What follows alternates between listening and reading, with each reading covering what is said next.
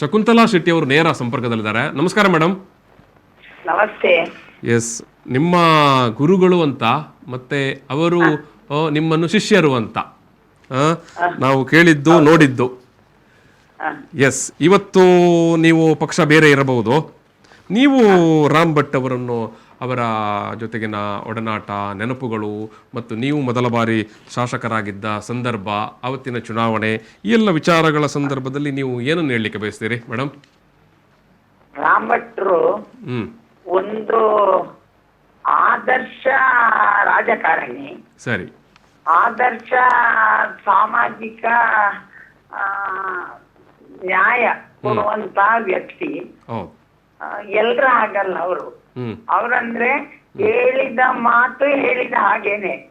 ಅವರು ಎಷ್ಟು ಸೌಮ್ಯವಾದಿಯೋ ಅಷ್ಟೇ ಹಠವಾದಿ. ಯಾವತ್ತೂ ತತ್ವ ಸಿದ್ಧಾಂತಗಳನ್ನು ಬಿಟ್ಟುಕೊಟ್ಟವರಲ್ಲ. ಎರಡೂ ಜಿಲ್ಲೆಗಳಲ್ಲಿ ಅಂದ್ರೆ ಅವಿಭಾಜ್ಯ ದಕ್ಷಿಣ ಕನ್ನಡ ಜಿಲ್ಲೆಯ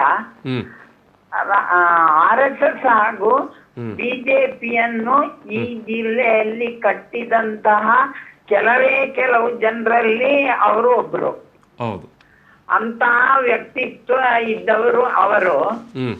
ಆದ್ರೆ ಒಂದು ಹಂತದಲ್ಲಿ ಇನ್ನು ರಾಜಕೀಯ ಬೇಡ ಅಂತ, ಯಾಕಂದ್ರೆ ಅವರಿಗೆ ಸ್ವಲ್ಪ ನೋವಾದಾಗ ಒಮ್ಮೆ ಅವರ ವ್ಯಕ್ತಿತ್ವವನ್ನು ನೋಡಿದಂತಹ ವಾರಣಾಸಿ ಸುಬ್ರಾಯ ಭಟ್ರು, ಕ್ಯಾಂಕೋ ಅವರ ಹಿಡಿತದಲ್ಲಿತ್ತು.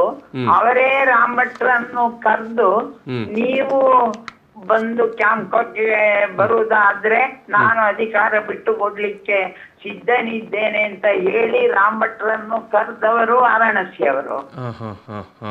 ಅದರ ಮೇಲೆ ಕ್ಯಾಂಕೋಗೆ ಅಧ್ಯಕ್ಷರಾದ್ರು. ಆದ್ರೆ ಅಲ್ಲೇ ಅವರಿಗೆ ಪಕ್ಷದ ಕಡೆಯಿಂದ ನೋವಾಯ್ತು. ಪಕ್ಷವ ಸಂಘವ ಅದರ ಒಳಗೆ ಅವರು ರಾಮ್ ಭಟ್ರಿಗೆ ಅಧಿಕಾರ ಸಿಕ್ಕಿದ ತಕ್ಷಣ ಅವರನ್ನು ಇಳಿಸಿ ಬೇರೆ ಮಾಡ್ಬೇಕು ಅಂತ ಆಲೋಚನೆ ಮಾಡಿದ್ರು ಅಂತ ಹೇಳುವ ಒಂದು ಕಾರಣಕ್ಕೆ ಸ್ವಲ್ಪ ಇನ್ನು ರಾಜಕೀಯ ಬೇಡ, ನಿವೃತ್ತಿ ಆಗ್ತೇನೆ ಅಂತ ಅಂದಾಜು ಮಾಡಿದ್ರು. ಅಷ್ಟೇ ಅಲ್ಲ, ಸ್ವಲ್ಪ ದೂರವೇ ಇದ್ರು. ನಾವೆಲ್ಲ ಹೋಗಿ ಕೇಳ್ತಾ ಇದ್ದೆವು, ಅದಕ್ಕೆ ಸಲಹೆ ಸೂಚನೆ ಕೊಡ್ತಾ ಇದ್ರು, ಸಕ್ರಿಯವಾಗಿ ಇರ್ಲಿಲ್ಲ, ಬೇಡ ಅಂತಿದ್ರು.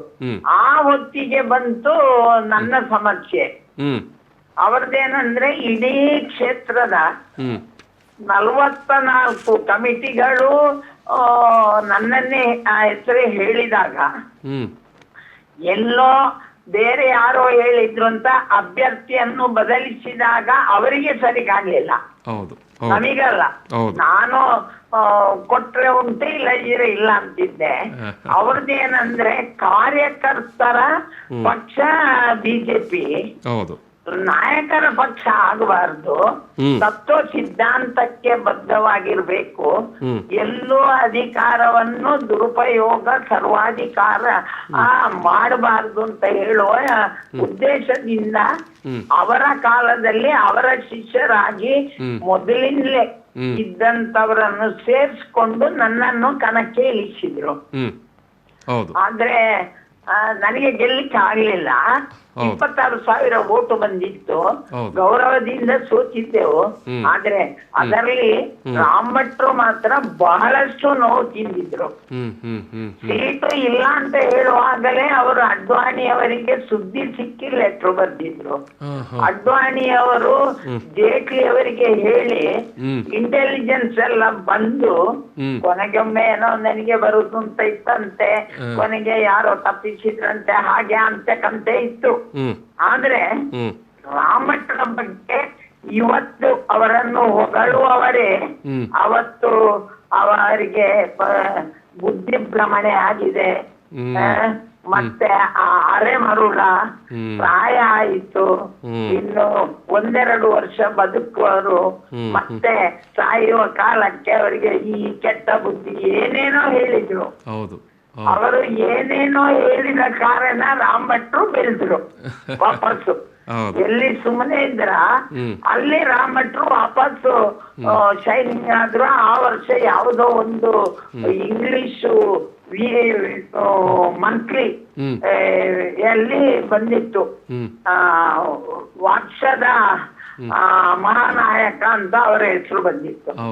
ಆದ್ರೆ ಅದರ ಮೇಲೆ ತತ್ವ ಸಿದ್ಧಾಂತಕ್ಕೆ ಒಳಪಟ್ಟು ಬಹಳಷ್ಟು ನನ್ನನ್ನು ಇಳಿಸಿದವರು, ಚುನಾವಣೆಗೆ ಕಣಕ್ಕೆ ಇಳಿಸಿದವರು ವಾಪಸ್ಸು ಇನ್ನು ಪಕ್ಷಕ್ಕೆ ವಿರೋಧ ಬೇಡ ಅಂತ ಪಕ್ಷ ಯಾರು ಸಂಘದ ಹಿರಿಯರೆಲ್ಲರನ್ನು ಭೇಟಿಯಾದ್ರು. ಆ ಇಡೀ ತಂಡವನ್ನು ವಾಪಸ್ ತಗೊಳ್ಬೇಕು ಅಂತ ಯಾರು ಹಿಂದೆ ಅದಕ್ಕೆ ಅಡ್ಡ ನಿಂತ್ರ ಅವರೇ ಅದರಲ್ಲಿ ವಾಪಸ್ ವಿರೋಧ ಮಾಡಿ ತಗೊಳ್ಬಾರ್ದು ಅಂತ ಮಾಡಿದ್ರು. ಆ ಸಂದರ್ಭದಲ್ಲಿ ಇವರು ಹಠಕ್ಕೆ ಬಿದ್ದು ಎಂಪಿಗೆ ಸ್ಪರ್ಧೆ ಮಾಡಿದ್ರು. ಹೌದು ಹೌದು, ಸ್ವಾಭಿಮಾನಿ ಎಂಪಿಗೆ. ಹೌದು, ಅವ್ರಿಗೆ ಗೊತ್ತಿತ್ತು ಅವರದ್ದು ಒಂದೇ ನೋಡಿ, ಪಕ್ಷ ಕೆಟ್ಟು ಹೋಗ್ತಾ ಇದೆ ಬಿಜೆಪಿ.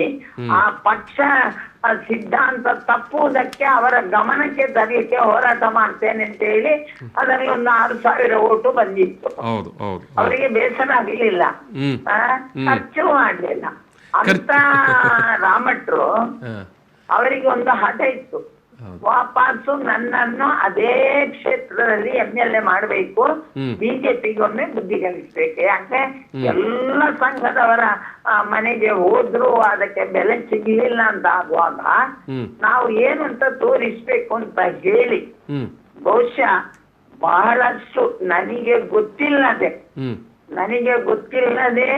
ಕಾಂಗ್ರೆಸ್ಸಿನ ಪ್ರಮುಖರಲ್ಲಿ ಮಾತಾಡಿ ನನ್ನನ್ನು ಕಾಂಗ್ರೆಸ್ಸಿಗೆ ಒಂದು ನಮೂನೆ ದುಡಿದ್ರು. ಹತ್ತಿದ್ದೆ, ಸರಿ ಇನ್ನು ಬೇಡ ಸರ್ ಅಂತ. ನೋಡಮ್ಮ, ಎಲ್ಲಿ ಕಳ್ಕೊಂಡಿದ್ದೀರಾ ಅಲ್ಲೇ ನಾವು ಹೆಕ್ಕಬೇಕು ಅಂತ ಹೇಳಿ ನನಗೆ ಹೇಳಿದ್ರು. ನಾನು ಯಾವುದೇ ಕಾಲಕ್ಕೂ ಸಾಯುವ ಪ್ರಾಯದಲ್ಲಿ ಇನ್ನು ರಾಮಟ್ಟ ಇದು ಪಕ್ಷ ಬಿಟ್ಟ ಅಂತ ಆಗುವುದು ಬೇಡ.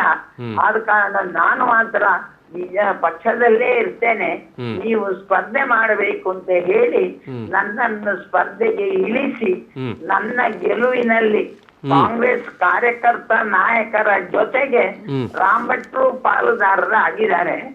ಆದ್ರೆ ನಾನು ಶಾಸಕಿ ಆದ್ರೂ ಕೂಡ ಅವರ ಗುರುಸ್ಥಾನಕ್ಕೆ ಅಗೌರವ ತೋರಿಸಲಿಲ್ಲ. ಯಾವತ್ತೂ ಹೋಗ್ತಾ ಇದ್ದೆ, ಅವರ ಮನೆ ಮಗಳಾಗಿ ಅವರ ಆದರ್ಶಗಳನ್ನ ಆದಷ್ಟು ಮೈಗೂಡಿಸಿಕೊಳ್ಳಿಕ್ಕೆ ನೋಡಿದ್ದೆ.